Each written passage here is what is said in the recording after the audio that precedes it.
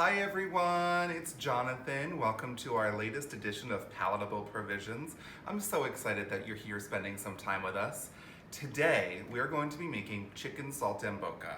Now, this recipe I actually found at my grandmother's house. Well, my mom found it and she sent me a whole bunch of my grandmother's recipe cards. As you can see, it's all handwritten and ready to go.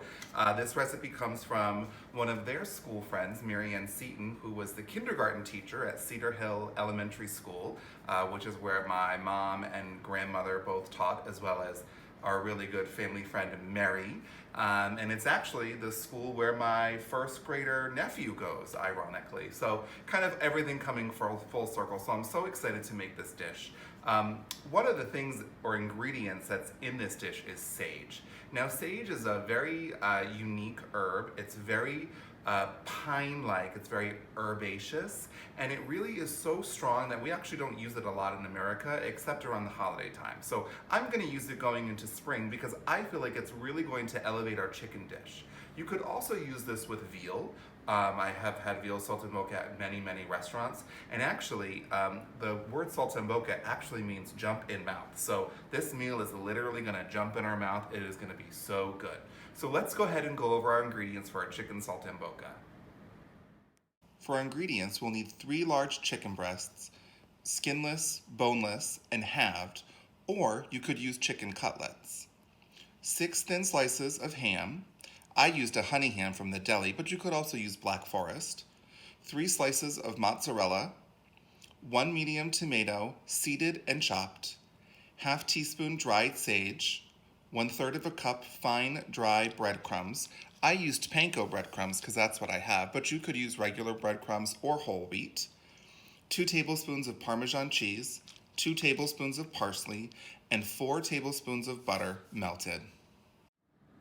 Our first step is we're going to prepare the mixture that we're going to roll our chicken rolls in once we stuff them. So we're going to take our breadcrumbs. Remember, I substituted panko, Parmesan, and parsley. And I'm just gonna use my hand. We're gonna mix all of this together. You can do it in a very shallow bowl. I prefer to do it on a sheet pan because it's easier. And the last step, which we won't do just yet, is we'll add some melted butter to the side, which we'll dip our chicken in. So that butter is melting, and now we'll go ahead and we'll stuff our chicken. Okay, the next thing we're gonna do is we're gonna assemble our chicken. So first, we're gonna season the inside of our chicken breast with some lovely salt and pepper. And then, let me get some pepper on here. Okay, and then we're gonna layer it with some deli ham. You can use Black Forest. I used a honey ham just to have a little bit different of a flavor. And then we're going to layer that with some freshly cut mozzarella or mozzarella. And then we're gonna take and sprinkle some of our sage, and we wanna rub it through our hands like this. And that's actually gonna activate some of those great herb flavors that we were talking about. And you can use about half of what you would normally put on, and then we're gonna layer some more on top of the tomatoes. So then we're gonna layer some tomato, maybe. And then we'll take just a little bit more sage. We'll rub it through our hands. Perfect.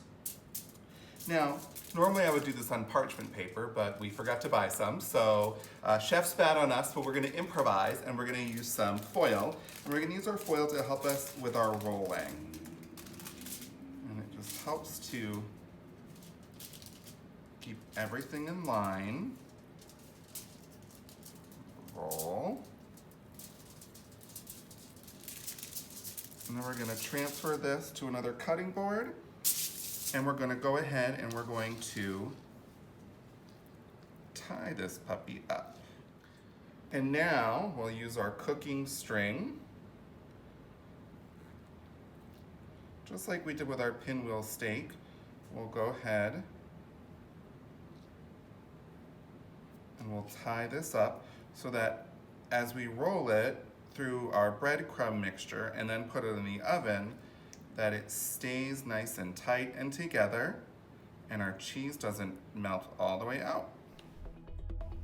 Now we're going to roll or dip the chicken in the melted butter and we'll roll in the breadcrumbs. Place in the shallow baking dish, or if you have individual casseroles, you could use that. Now, I went ahead and took the remaining breadcrumbs that I had in mixture and I just patted some on the top just to not waste what I had left. We're going to put the casserole dish in the oven that we've preheated to 350 degrees and we're going to cook for 40 to 45 minutes. We don't eat mushrooms in this house, but when you serve this, you could garnish with some mushrooms on the top to add a different dimension and some additional flavor to the dish.